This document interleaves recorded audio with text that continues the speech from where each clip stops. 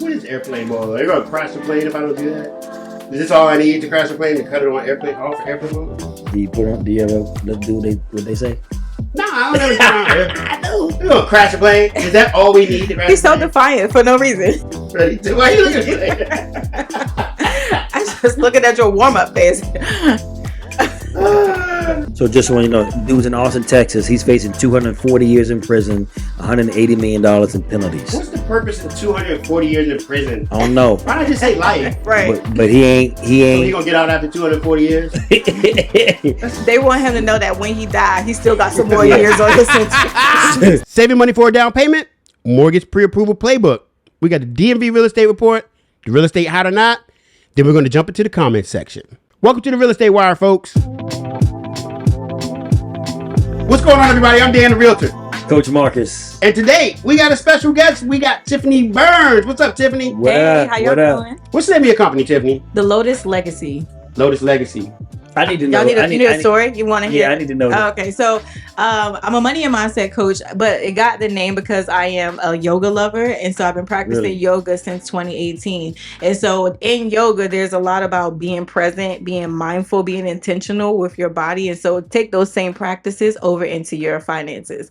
But the lotus flower also has a cool story because the lotus flower grows in really dark, muddy, murky water. Like you wouldn't think that anything could grow from that, but it blooms like perfect and clean. So it doesn't matter where you're starting out, you can have a fresh start. So that's the deep meaning behind That's so where deep and meaningful. I know, right? And then the legacy is kind of self-explanatory, right? Like we're not just doing it for ourselves, we're also doing it for the legacy that we're leaving behind. I really like that, and the fact that you are a yogi. Is that what y'all call yourselves?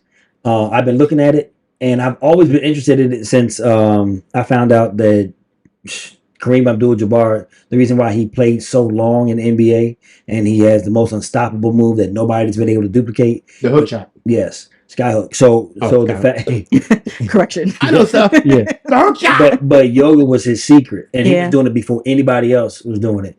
And I've been interested in that. Some of my friends do was it Bikram yoga? Is that the hot yoga? That's the hot yoga. Yeah, and they said the room is what, 103? Yep. Didn't something happen with Bikram? Yeah, there's a whole scandal. There's like a thing, right? The person who created it. There's like this cult and like even like a sex cult and like rooming, like Jeffrey Epstein-ish type stuff. Yeah, it gives. Well, I'm going that way. I mean, the Bikram yoga is just turn the heat up in the room and let inhale these strips. You know, we'll just go ahead and leave his name off of it. Can we rebrand that? And still keep the principles? Yeah, but it's pretty cool. I know Tiffany. How long we known each other, Tiffany? Man, like 40 years. Multiple decades. I'm older than you, though. Yeah, so I'm not anything in the 40s, so it's not 40. So I just know you little BB, jab right? jab. She's close though. Yeah, she know you before beard. Yeah, you know the pre-beard me. I do. The weaker, less cool version. I mean, there was like drummer Dan. Can he play? The Dread Dan. Oh, she went past that one. So Dread. So you can't play drums, but Dan in all different phases of life. Yeah, I'm in my real estate phase right now. Yeah. Then I'll be in the next phase. So does that whenever it comes that means you're gonna go do something else? Probably. I mean, if I look at the pattern, I guess sure. Why not? So what's your? Doesn't everybody know? Like we all go through like different. I'm kind of like habit though. Incarnations. I started off as a drummer. Then I went into nursing. Now I'm in real estate. How long was it? Like a 5, 7, 10 year? 10-year disciplines, I guess. When I turned. So you ready to do something else in a little bit? Nah, I got another. I mean, I don't know. Who knows? Yeah, I got maybe another 20 years because I got a kid now, so that expands everything. Like, well, I need to stay put. Yeah, not one of these fly by night people. Tiffany is a finance coach, guru. I don't know. That title doesn't feel so good to me. Overused. I know. Doing something beautiful. Guide feels better. A coach, a guide. Guru is like an actual thing. like you have to actually like. It's a real title, and I think people overuse the term guru. And even with expert, I feel like it puts this expectation where I have to know like everything. I know a lot. Yeah. I know more than most people who I'm serving. But the expert, the gurus, that just doesn't feel good. So you a hook. So basically a hookup, a guide. Yeah. Let me put you on some game and hook you up. Exactly. The plug. Well, you know what does feel good? It's having enough money saved for your down payment. And come on now. You're trying to buy a house. I love a good segue. By making the call, you make save up to 15% on your car insurance, right? You know what else feels good about car insurance? It's having enough. That's my segue, man. That was good. Saving for a down payment. So I thought this was a really good episode to really get into some numbers and talk about the practical aspect of what you're going to do, how you actually buy a house. We always talk about you need to buy. Well, let's talk about it. What's the first thing you need to do when you need to buy? And that's saving for a down payment. We have our financial coach here who's going to drop some knowledge on how to manage the finances regarding like your down payment, how much you're going to need. Mm-hmm. And we're going to get into it. This article that I read from Keeping Current Matters starts off, if you're planning to buy your first house, then you're probably focused on saving for all the costs involved in such a big purchase. One of the expenses that may be at the top of your mind is the down payment. If you're intimidated by how much you need to save, it may be because you believe that you got to put 20% down, and that does not necessarily have to be the case. I think that's usually one of the biggest objections that I hear most people say is, well, I thought I needed, even now in 2023, a lot of people are still like, yo, I thought I needed 20% down for a down payment. And that's still kind of wild to me that there's so much. I mean, we're attached to our phones and the social media and the internet and all that.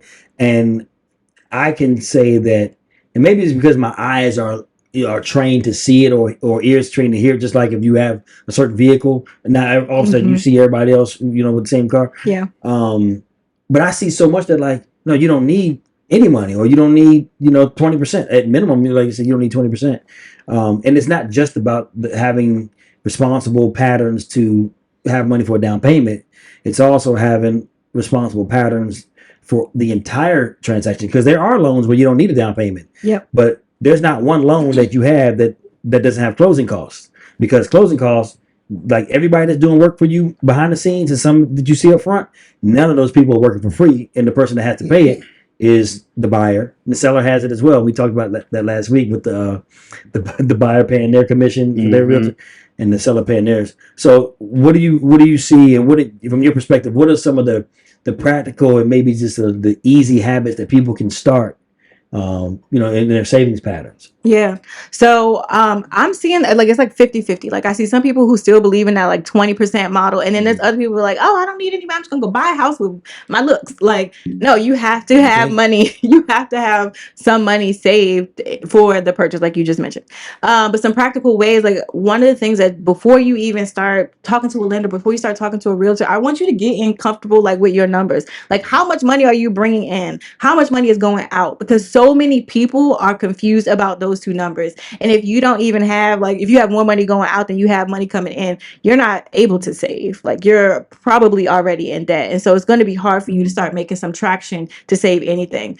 So get into your budget, like start really understanding what's coming in, what's going out. How can you start to create that gap? I love having people focus on bringing more money in because again, like there's only so much that you can cut out of your expenses. Like, and nobody wants to live on rice and beans and ramen noodles their whole life, right? So focus on increasing your income so that you could create that gap. But then when you have that gap, make sure that you're putting money away, right? You have to get in the habit of start saving. Because again, whether it's for the down payment, 2%, whatever, or the closing costs, you're going to need money for that. And then beyond that, once you own a home, we all own homes. We know that things happen in homes. Again, you have warranties, insurance, all those different things, but you still need money to maintain your home. So we have to start saving. What are some of the vehicles that you like as far as savings? And then also what are you seeing like with your clients as far as immediate savings versus like retirement accounts, W-2 versus 1099 employees? Yeah. So most of my clients have both. They have W-2, so they have jobs, and then they also have like something that they're doing on the side. I've seen a lot of people with trying to create those multiple streams of income. So they have both, right? So you have money coming in. But as far as like vehicles, having a high yield savings account, right? A lot of people start by keeping their savings account attached to their checking.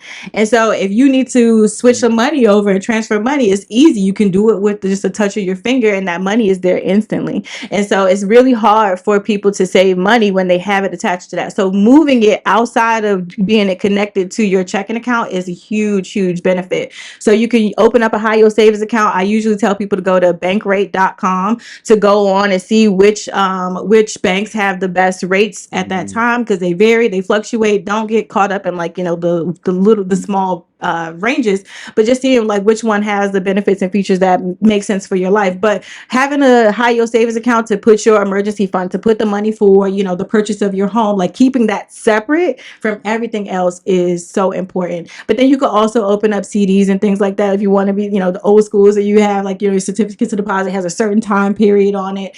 But again, just keep that money separate from your checking, because if it's connected, it's gone. Let me ask you this, and that's really good info.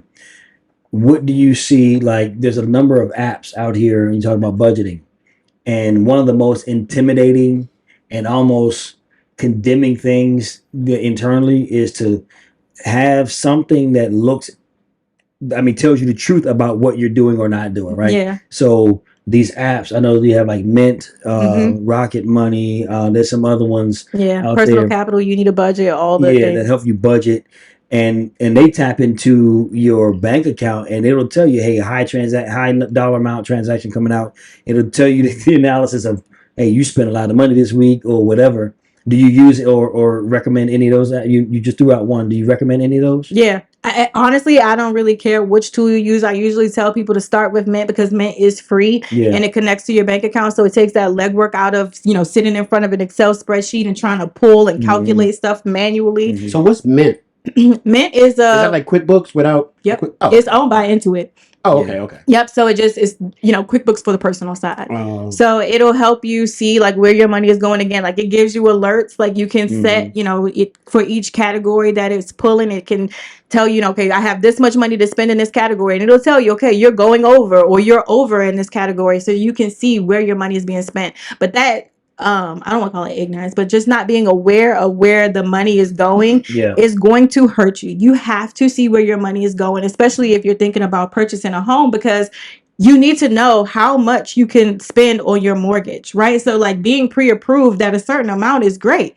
But if your other expenses, won't allow you to spend up to that amount, then you wouldn't know that if you didn't budget on a regular basis. So having these apps is, as challenging or like maybe intimidating as it can be in the beginning, it's really crucial information to have before you even start that process of trying to purchase a home. You need to be so in tune with where your money is going, your spending habits and things like that, so you can make the best decision for your home purchase. I think what you're saying is so legit, and I think that, basically you sound like an underwriter, quite frankly.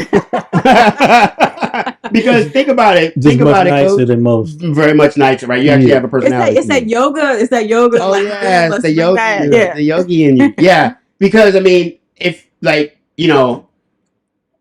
you're looking for stuff like down payment assistance and those types of things, or even just pre-approval in general, you said it exactly right. Like, yeah, you may be pre-approved for $500,000, but do you really want to spend all of that because you got and one reason I think we see a lot when we get denials, because we obviously get a lot more denials than we do approvals. We don't talk about them, but there's a lot of people who don't even get that close, because it's like, we got them in the pipeline, right? Oh, yeah. You say denials, meaning like they apply, we talk about it. No, like, and they're not ready. That's what I'm talking about, right? The people's like, we need you to get, because we're looking at exactly that, like what you're talking about, which is, hey, you're finding, and I think if a lot of people understood that earlier, then by the time they do come to me or Marcus, their stuff is already legit. Yeah. So what you're saying is very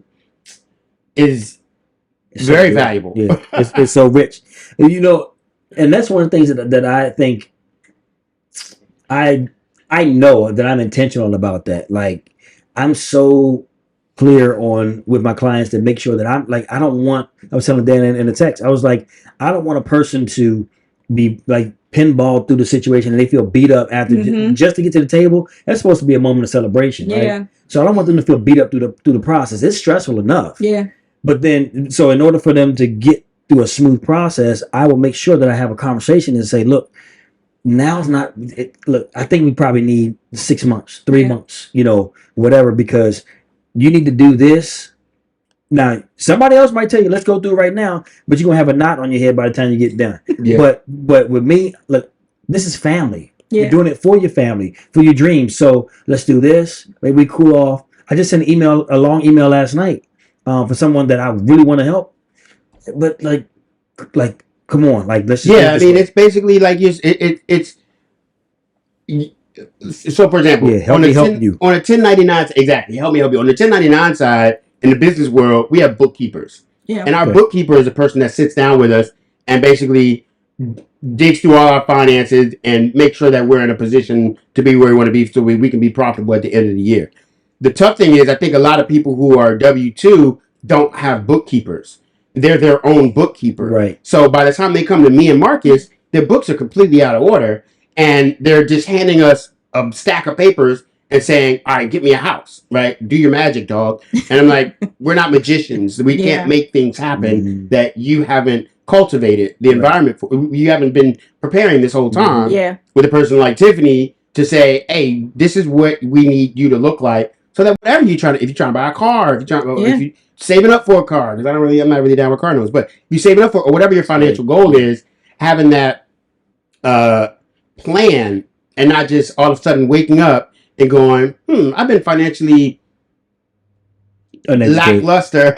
They're just people are out here winging it. They're legit winging it, and they're nonchalant. Nonchalant, like winging it, and they think okay, on paper I make this amount of money, but 99% of the clients that I work with, I had them like guess, like, how much are you spending per month? They grossly underestimate how much money they spend each month. And so like when you start, like, again, you just have to know where this money is going so that we can create a plan for whatever it is that you're trying to do. Because when people are coming to get approved for a mortgage, they're probably saying, okay, in my head, I'm making over 6 figures, I'm good, I should be able to purchase a house now. And they don't understand all of the other things that are going on. Those are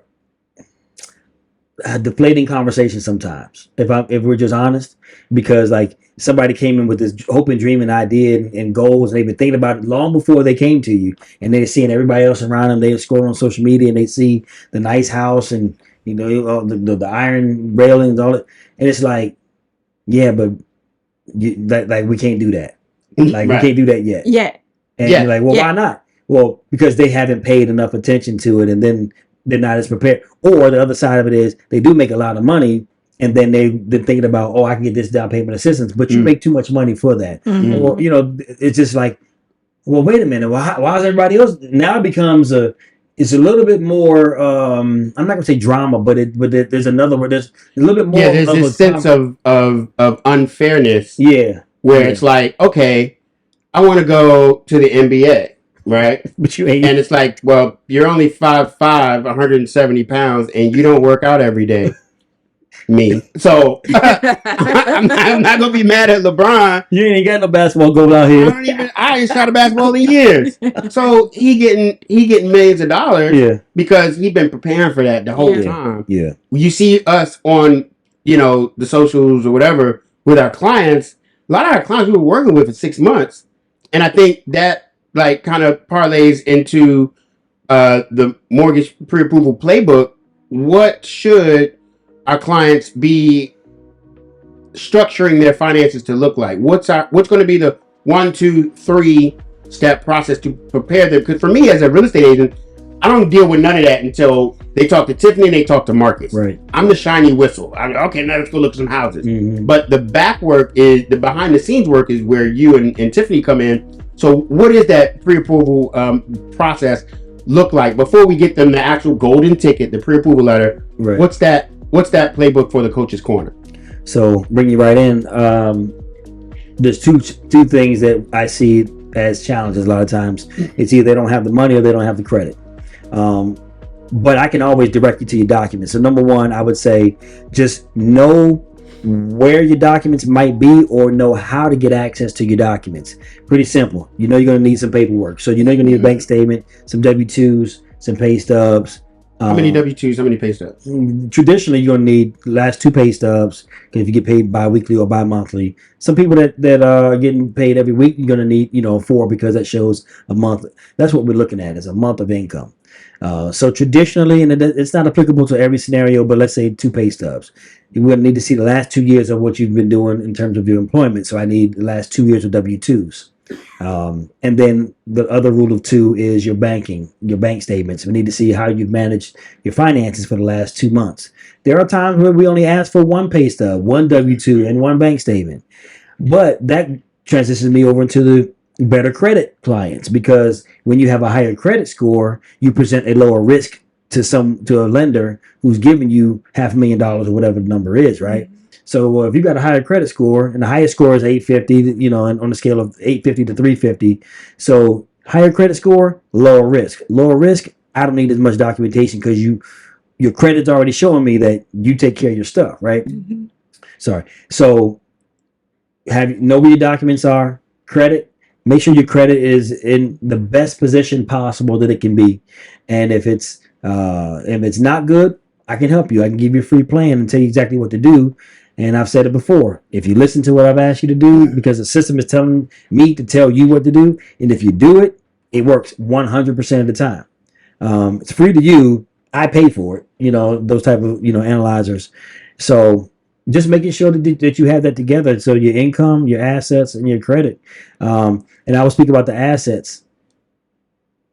If you're not managing the money that you are already getting every 2 weeks, and you're in the red, or what's the red or black? Well, I don't. Mm-hmm. It's a negative. Red. Or you running tight. Yeah, black is good. Okay, so if you're running tight on your money and you're in the red, what do you say? Finally. Yeah. Then if you're not managing that well, it's impossible for you to manage this additional $300,000. The best predictor of future behavior is past behavior. Right. So let's get some things together, and if that causes us to tell you, let's pump the brakes a little bit. Yeah. Let's get this stuff in order for a few months. Then great, because the ultimate desire from this playbook, I do not run plays that don't end up in a victory. Come on now. I'm not gonna put you on the floor. Listen, put me in the game, coach. Of all people in this room, I'm the most competitive. When I tell you I hate losing, Terry don't get the chance to beat me at Uno or checkers. She got to learn, right? Every now and then, cards fall in her favor. Mm-hmm. But like, hey, run it back. Run it back. The best out of 3, best out of 5. But you're gonna take these L's. And for my clients, I never want anybody to take any L's. Yeah. So just upfront preparedness provides a much smoother ride. And when I hand it off to you, like, we make it happen. And just to kind of continue what you were just talking about, like a lot of those things, again, that's the awareness that we were talking about, but those are habits and disciplines that you have to have over a certain period of time, mm-hmm. right? So your credit, it took you, years to mess up your credit. So don't expect like your credit to just flip in 30 days with just a couple letters that you send off. So right? What do you think about that? What do you think about these guru credit repair? What have you seen regarding credit repair specialists? Keep my mouth shut. Right. I'm not. I don't see them that much anymore. Yeah, they were hot in like 2020, and they've kind of fizzled out. But there is credit restoration. Like you can restore your credit, but again, you have to give yourself time. You have to understand that there's a process and there's a time for you to do these things. And again, whether that's like 6 months, a year, like we just have to. People get so discouraged, like, oh man, now I have to wait. Yeah. Right? Like we hate waiting now. Like we are the culture of convenience is like so rampant. Like we just can't wait for anything, and so we just have to stick to the process. Whether it's the pay stubs, the job, right? Maybe you switched a job in the last year. Now you're not going to get approved because we don't have that history. Like you just got a huge pay increase. Like whatever it is, just be okay with waiting and sticking with the process so that you can get that W. That's really good. And here's another word that I don't know that I think you threw it out there, but it's free. The Mint is free, right? And the process of restoring your credit or taking the time, that's all it really costs you is the time to send the letters or make the phone calls or do the investigation on your own. So someone that might be charging you to fix your credit, like I said, we're gonna shut up, but I ain't. But I'm about to jump into. You're being charged for not knowing how, right? Because you can send the letters yourself. and nobody knows the story better than you. So tell the truth. Yeah. And tell the story. Send it to the bureaus. And the most it might cost you is that an initial investigation to get a credit report pulled. Right now, you get a free report every year from annualcreditreport.com. So if you don't know when to get it, pull it on your birthday. Right, you can remember that date. Annualcreditreport.com and give you a free credit report. But if you want something that's an actual mortgage credit report, because we're talking about buying homes and investing in real estate, but if you want an actual mortgage credit report, then you do an application with the lender, pay the money for the credit report, and then once you get that, once I give you the report, then it might be $23. Like $23 for you to know all the details, spend an hour a week maybe to type up letters and then it saves you so much money because if your credit's better, then your interest rate's lower, and then your house is growing in equity, but the value of your property goes up. $23 is nothing. Yeah. I mean, I think one of the biggest issues that I see too is like taking a more bird's eye view. A lot of us just weren't taught that. Right. Sitting at the dining room table, I'm reading this book called The Jewish Code. It's a good. I mean, that's the name of the book. It's Jewish. It's the Jewish code. And it just made me think they know. They're on something. It's what they live by. They're on something.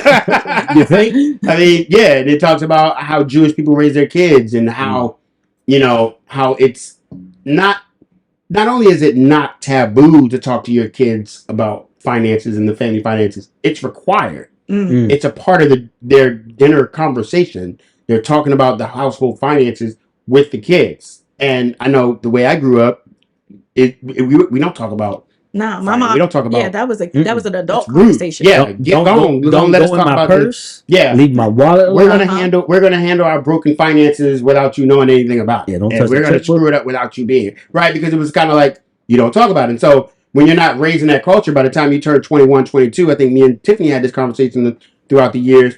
When you turn 21, 22, you get your first credit card. You don't even know what to do with it. You probably max it out. Yep. Then you go get a car, and maybe you pay it, maybe you don't pay it, and then you get a couple other credit cards, and now all of a sudden you got all this debt. You don't have no house. You go rent an apartment, and you get some student loans. And so now you got a bunch of student loans, a couple credit cards, a car note, and an apartment, and you're 25, 26 years old with a terrible, God forbid, you don't pay your Sprint because they were charging us $300 a month for cell phones back in the day, right? I'm telling all of it. Yeah, I'm just saying, like that's what happened, dude. I see it so much, and at first I thought it was just me, but then I was like, dang, we all grew up that way. Yeah, like nobody told none of us. So that's a really interesting book if you want to check it out, called The Jewish Code. Who wrote it? I don't know who wrote it. I could tell you if you show me the book, I can show you the cover. I don't know who wrote it. But it's a good book, and it just kind of triggers me back to credit scores, where a lot of us mess up our credit early, unfortunately, and then we're less susceptible to these credit repair specialists that kind of popped up. I don't see no more credit repair specialists no more that are coming up and basically giving you yet another quick fix. Hey, you got yourself into it really quickly. I can get you out of it real quickly. And that's the thing. I think that my biggest issue with it is the quick fix, right? If we don't change the habits and the mindset that got us into the bad credit, then you're not going to be able to maintain the credit when they fix it. So how many times are you going to keep using those resources and tools before we actually stop putting Band-Aids on it and get into surgery? Was that a mic drop? You just dropped. Yeah. Let's get into the DMV market report. We need to pass a collection plate on that one too. That'll preach. What do you say? Put a Band-Aid on it and do what? And get in the surgery? Get in the surgery. That's stolen. Okay. All right. Yeah, just make sure you put a footnote, trademark, or send her royalties every time you drop it. So for the DMV, let's get to the DMV real estate market report here. And we're just going to do a quick update, and then we're going to go into the next section here. So far, for the month of May, now it's June right now, so this was last month. We'll have June probably in another couple of weeks. But for May, the number of closed sales we're going to do the year over year, and then we're going to do the month over month. So from May last year, we're down 20% closed sales. But from February, March, April, from April, we're up 21%. So from May to April, the entire amount of closed sales went up 21%. From April to May, the median sold price went up 5%. From April to May, the average sold price went up 3.3%. From April to May, the median days on market went down 12.5%. So houses are on the market for a shorter period of time, month over month. So every single month, the price seems to go up, and the amount of days on market goes down. Now that could be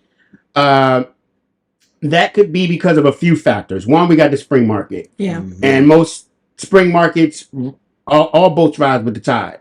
So that's typically when we see our highest amount of activity is during the spring market. Is that a result of interest rates? Jerome Powell? We don't know. But what we do know is the average sold price is up in the DMV 3.3% since May. Since April, my apologies. The median days on market is down. The average days on market is also down. And the median price per square foot is up 2.2%. And the average price per square foot is up 2.2%. So 2.9%. And so kind of like what we've been reiterating, Marcus, we don't see any signs that this is going to stop anytime soon. Can't. It can't. I mean, I don't know if it can or can't. I don't. We don't see any signs that prices are going to drop anytime soon. No. And they can't build a house fast enough. Oh, that's what you mean by can't. We don't have the inventory. Yeah. Because so it's a limited amount of supply. You still have people that want to do something. Everybody's gotten used to where we are with the numbers in terms of interest rates. And I think people are getting the message of take advantage of it now, because the people that took advantage of it 2 years ago are reaping the benefits of taking advantage of it. My wife just said something to me this 2 days ago. She was like almost a little bit hot. She was like, "Man, I wish we'd have bought like a couple of investment properties." Well, I mean, when's the best time to buy real estate? 5 years ago. Well, yeah.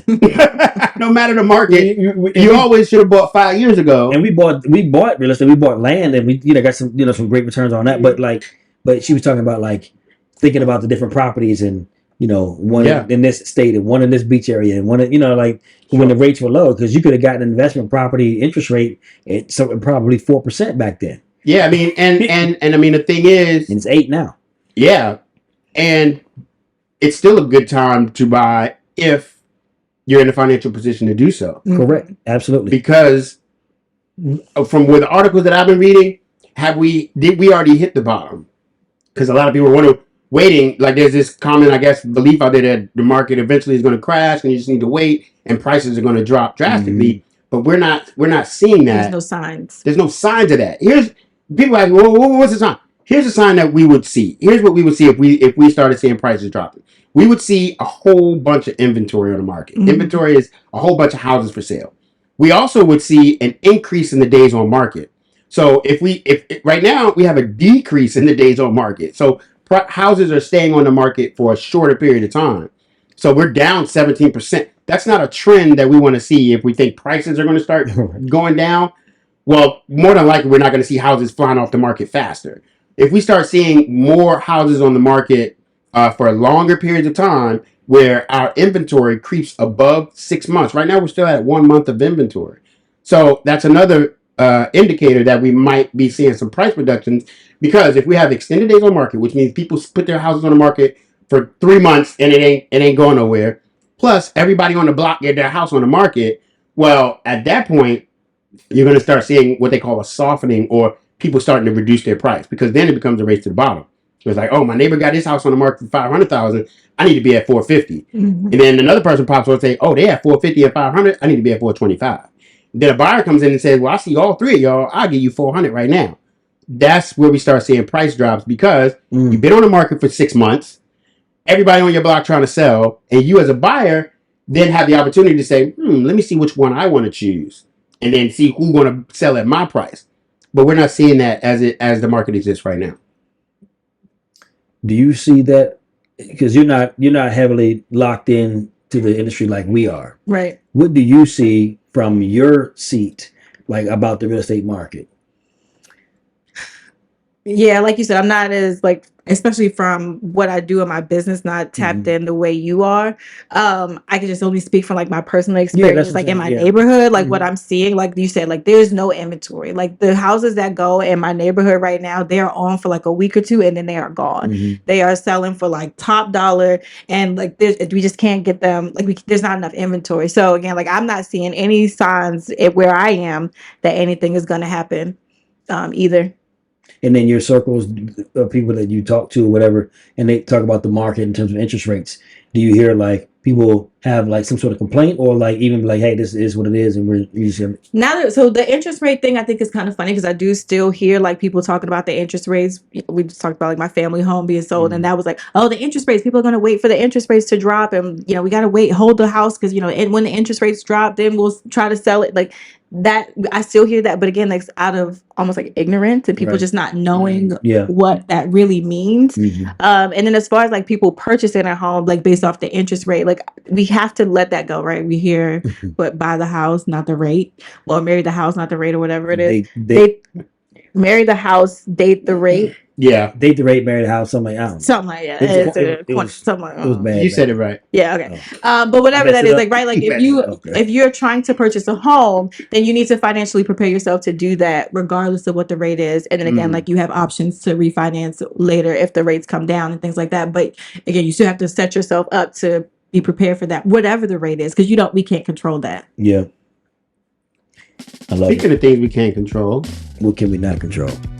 We can't control the real estate hot or not. I love these segues.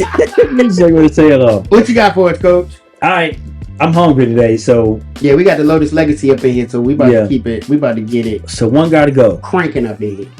And I think I know you can get down with this question. What is it? One got to go. Domino's, Papa John's, Pizza Hut, or Little Caesars. Little Caesars. Okay. What'd you say? Agreed. That pizza is cardboard trash. If you're sitting there for 6 hours. I've never had it. So you never had Little Caesars? You're not missing nothing. I'm not a pizza dude. I'm not a pizza dude. You ain't missing nothing because it's like just eat a piece of cardboard. That's what Little Caesars is. Who do you choose over Papa John's and Domino's? What's your top? I mean, if I had to choose, I don't like any pizza chains. I'm a pizza snob. But if I don't, if I had to choose own pizza from like I roll in. I've got a wood fire. No. Just got a little pizza spot down the street that tastes better than food chains. What about Lido's? You mess with Lido's? Lido's is pretty cool. Okay, all right, but that's yeah. I mean, it's Lido's. I'm not a pizza dude, but I have had that, and I'm like, oh, I could eat this. I like Papa John's, but Domino's, I would do Domino's over Papa John's. I mean, their crust do taste good though. Yeah, it tastes like ranch Doritos. Yeah, they did a little garlic thing with the crust. I'm very specific with my pizza. I like a pizza with a lot to the dough. All right, so one got to go. Everything soul food, everything Mexican, everything Chinese, or everything Italian. Italian, goodbye. Yeah, what do they got? Spaghetti? I saw this thing was like what they got? Mussels? I saw this thing like was it like black children probably eat more spaghetti than Italian men? Like, I'm over it. Spaghetti is down like soul food at this point. Like it's a staple in like most households. Does sugar go in spaghetti? Yeah. No.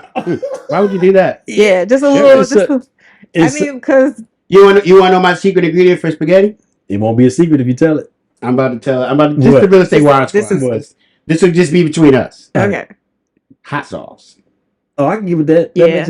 I put a little bit of hot red sauce in pepper there. flakes. So yeah. No, I'm talking about crystals though. Oh, okay. You did just turn it. Technically hot sauce. It's so sweet, so good. You just turned it into soul food. Yeah, I just hot sauce. Mix it in. Everybody be like, oh, that's good. What you put in it? So we all got kids, right? One got to go. One of our kids got to go. Gone. Be careful where you put your punctuation, right? That's obviously. Right. So one got to go. Not the kids. All right. Monsters Inc., Finding Nemo, Toy Story, or The Incredibles? Monsters Inc. I ain't seen all of them. I seen The Incredibles. That can't go. Okay. What was the other one? Toy Story? Toy Story, Finding Nemo, or Monsters Inc. I guess Monsters Inc. can go. Hands down, Monsters Inc. I never seen it. I don't really like that one. And neither does Taya, so. Yeah, it's about scaring children. The monsters were collecting children's screams, and then they realized that they can collect their laughs instead to create energy. That's dark. Yeah, right. That's dark. No wonder kids find that like paying attention to it. Yeah. Shout. Wow, you just blew my mind. I was like, oh, that's okay. Let me give you a couple. Would you rather? Oh, number 25. I can't do that one. Would you do it? Are you sure? Ooh. Sure. Why not? Can I not answer if it's no? You cannot answer. She can't. Okay. No, everybody must answer. I'm saying this. I don't even know. Are you sure? Based upon our earlier conversation when we first walked in the door. Why not? Okay, here we go. Would you rather? This is so random. Would you rather confront a friend face to face for being a bad friend, or tell your hairdresser you don't like your haircut?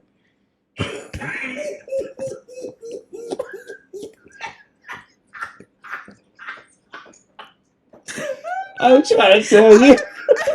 As soon as he started the question, just okay. Man. What were my choices again? I could not. You no. I gotta pick the opposite. There's no way I can make that up, dude. What's your answer, Tiffany? You gotta go with the person. That is a legitimate question on there. What was the options again? Would you rather confront a friend face to face for being a bad friend, or tell your hairdresser you don't like the haircut? I'll tell my haircut guy. Yeah, I tell. Yeah, this is weak. Donnie, you ain't never done that, but yeah, I tell you if friends for being bad friends. I just stopped being their friend. Oh man, I'm the. You ain't gonna change people. You can't change people. You being a bad friend. That's it. No, but you have to have communication and establish what your expectations are from that friendship. Yeah, but I mean, I'm 40, yo. I'm not sitting here trying to change nobody. I feel like people just gonna be who they are, and you either hang around people that you want to be with or not. I mean, to confront you to change who you are. You being that way because that's natural to you. So be natural. Do what's natural to you. But I think if you love the person, exactly. If you love the person, you like really want, like, yo, like Dan, like, can we have a conversation? I got some, whatever. And I think as a man, you would take it and like you're a sensible human being. So what's the point of holding that in? Especially if we want to live and do life together. So I'm glad that you take my constructive criticism when I get. I mean, we have a conversation, but it's not like you're a bad friend. Yeah, it's like, but I think that's what the question is like. Ultimately asking, just like having conversations about people about things. Well, Tiffany, I got something to say. I think you're a bad friend to me, and I'm confronting you about it. Let me ask you this: That's the whole purpose we brought you on the podcast. Would you rather wear an itchy sweater or wear sweaty socks? I'll take the socks. We'll be itching all day. Yeah, I think the socks. That's hard. I'm real big on like textures. If it's itchy, I don't know, but wet socks that I cannot. Okay. If I step in something, the soggy socks. You ever just get ready to leave the house and your kid, they always, and then you get that one little droplet on your sock. Do you rub it on the carpet so you can get it off real quick? Nah, I just pay so I know it's over. I'm like, new socks. I do, but if I can't, yeah. Yeah, so itchy sweater. Would you rather be able to control water or control fire? Fire. Probably fire. I get mad. I'm gonna go with the water. I'm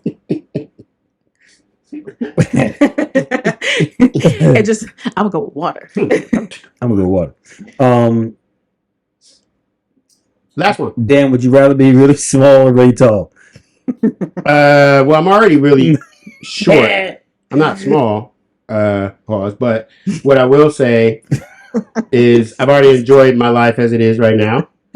I don't know what I'm missing by being a tall person. So do I care? Yeah. I think tall people are like, honestly, like all the abnormally tall people I've talked to, they don't like it as much as... Shout out Lightning. You think? They're always like, I'm always a tall person. Everybody always asks me to grab stuff off the top shelf at the grocery store. People are staring at them. Yeah. So... My father-in-law... My kids point at them. Yeah, we like, look at that guy. Yeah. My father-in-law is 6'7", and he if he sees somebody that's tall like that, he'll walk up on them and be like, so how tall are you? Like, are you a 7 footer? You know, like he'll say something. It's like a different type of language that they speak. You know, so I probably shouldn't have asked that one because this other one is actually really All right, so crazy. one more. Would you rather be born with an elephant trunk or be born with a giraffe neck? Neither, I guess. The neck. Elephants are my favorite animal, so I'm gonna probably go with that one. Elephants are your favorite animal? Yeah. Are we supposed to have a favorite animal? Is that like, is Peter gonna come and get me if I have a favorite animal? No, I just wasn't sure if I was supposed to have one because I didn't. She said Peter. I didn't check. I know we're supposed to have a favorite color. You want to know what my favorite color is? Sure. I don't have a favorite color. You know what I lie about all the time when people ask me? I say About- green. Why? Because I don't have a favorite color. But whenever I say I don't have a favorite color, everybody asks me, why do you have a favorite color? So I used to lie and just say green.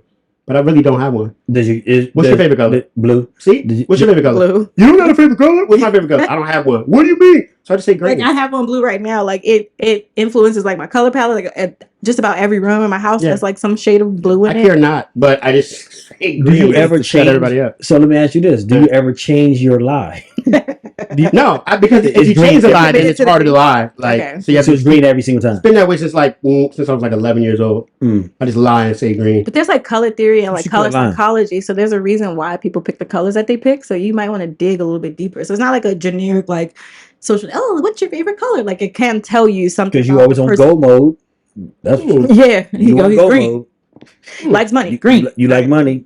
Yeah, but You like the. it's a lie because it's not my favorite color. It's just the color that But I if you, felt like, was the dig a easiest to little- But remember. if you've been saying that same thing for 20 years, you probably been like, On some No, level. but okay it's with deeper than that. I'm just a lazy jerk, and I don't feel like trying to remember. So I just keep saying green, oh, so that I know when I need to lie. Green is my lie color. I just lie about it.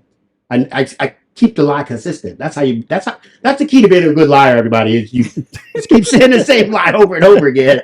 Then you don't have to like search in your database for it. well, stupid. Quit lying, Dan. Let's ask one last question, Tiffany. We ask this question to all of our guests. Where do you see real estate and the role of real estate agents 20 years from today? Real estate is like a constant, right? Like, we know people are going to always need places to live. They're not making more land. So like, real estate is only going to become bigger parts of people's portfolios, higher on their priority list and desires. And so that's just not going to go away. Real estate agents, I don't know. That's a tricky question just because of, what we've seen with like AI and all these different things. What does that look like in 20 years if people can just put in a code and walk themselves into it? It's like, what does it look like if, I don't know. Will you have a job? But yeah, so I don't know. Like, there's been so many advancements in like the technology and just the process of how people purchase homes in the past couple of years. I guess like Redfin is the one that comes to mind, like not having to have an agent and being able to do like some of those things on your own and navigate some of that process on your own. I don't know what it would look That's actually like. a very, very good answer. You made me think of a lot of good things because we talk about the emergence of AI. It's like, well, what if there's a better way to write the contracts and make them, and AI comes up with the proper verbiage that makes it a lot more, makes it simple, but also makes it like accurate in terms of the law. And if they take that thing out of it where you don't need a realtor to help you understand what's in this contract, and you're speaking about it in layman's terms, then that could eliminate, or that could go back to where like, hey, y'all getting paid too much for doing nothing because the computer did it, right? So, and then in terms of somebody explaining the closing process or explaining AI is talking to you, do this. Okay, the person does it. Okay, then AI spits back another response, do this. Yeah. But then you also get into I feel a little bit weird about AI because AI is such digital, and we know we've got the dark world of the web and all that stuff. And if everything goes through computers and digital, and money's changing hands and whatnot, it can be some real bad stuff happening. What you think? I mean, you brought up a good point about AI, which I think AI. I mean, I think we already seen AI kind of wiping, I guess, jobs out. But I'm not as pessimistic as most people are with AI. I kind of think it's going to be the opposite. I remember when the internet first came around, we're the generation that's all both. I was just talking to my kids about that this morning, like the dial-up. You couldn't use a house phone when you're on the internet. So we remember the analog age, right? Where we had travel agents and different. We had the insurance companies Allstate and all those different things, where we saw insurance agents that would go door to door. Now you just buy your insurance online, right? And so I think AI, a lot of people are like, oh man, it's going to wipe out all these jobs. But I think when we saw the internet boom, when we had Ask Jeeves and we had Snap.com and we had all these different, all these, right, internet 1.0, right? What was Ask Jeeves? That's like Google. It was basically a earlier version of Google. It was Ask Jeeves. Yeah, right. And so that everybody thought that everybody's going to lose a whole bunch of jobs, but it actually created way more prosperity in our country than we could ever imagine. Yeah. And it quadrupled our GDP, right? Because people didn't think about the jobs that were going to be created, where now you literally make money without even having to leave your house. If I didn't want to ever leave my house, I probably could manage it, right? I wouldn't have to show up for any settlement. Everything's electronic. So I think that I'm a little bit more optimistic when it comes to AI. I think initially it may reduce some jobs, some jobs, but I think it's going to create way more abundance just because of the amount that you can actually do with one person from AI. Imagine everybody being empowered, just like everybody has internet access now. You can barely go anywhere in our country without having internet access. And so it's created all this prosperity. So I think, it's going to maybe eliminate some jobs, but I think it's going to create way more jobs, way more industries, way more lanes that we never even thought about. I mean, 30 years ago, there were no web designers, right? It was like, and if you were a web designer 20 years ago, you were making like $300,000 a year because nobody could figure out how to like freaking build a website. Now you can build a website in 30 seconds. And now they have AI software that builds a website in 5 seconds. So, okay, you eliminated a web designer's job, but you created so many more avenues for other people to create their own websites and create more opportunities for themselves. So I don't really look at it as like a net loss type thing. I think when it comes to real estate, I don't think that real estate agents are really ever going to be eliminated.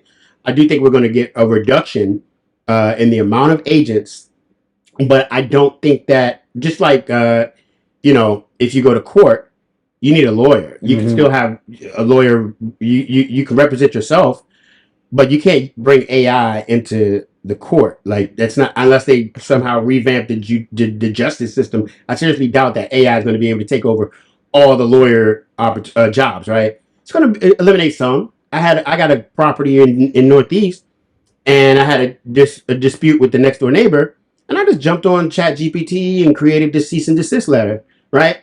I just told ChatGPT to act as a DC licensed lawyer, and it got it done. So maybe that was, $2,500 that I didn't have to spend on an attorney. Yeah. Cool beans. But that's wild.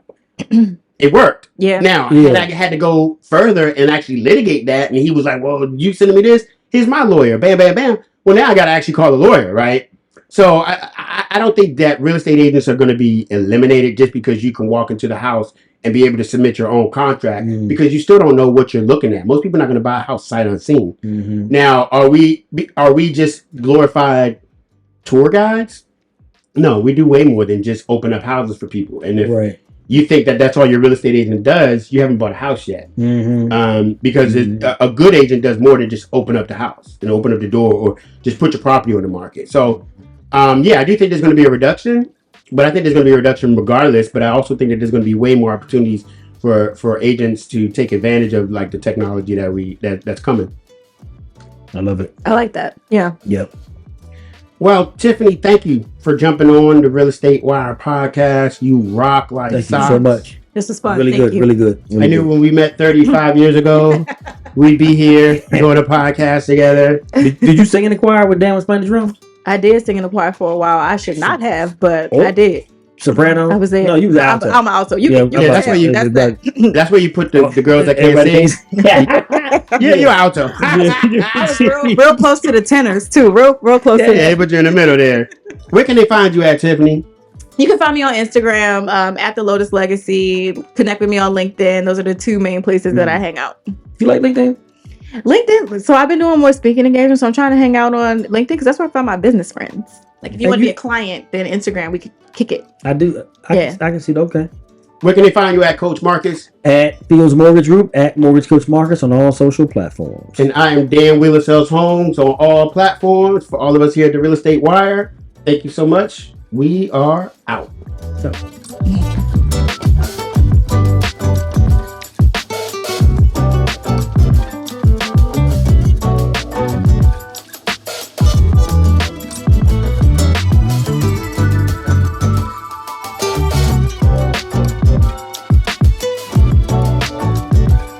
Bye.